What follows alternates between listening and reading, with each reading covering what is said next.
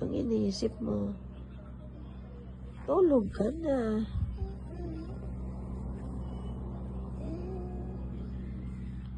Ano ba naman tong gabing ito, anak?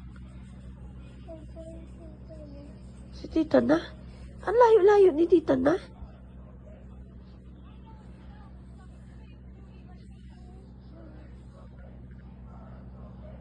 Kaya mo sabihin ko kay tita na umuwi na rito.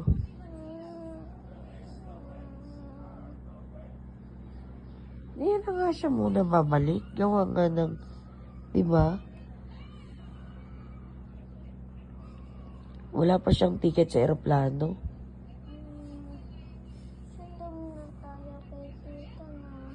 Ako. Plano tayo. Paano kung ayaw niyo sumama? Ano yung magagawa?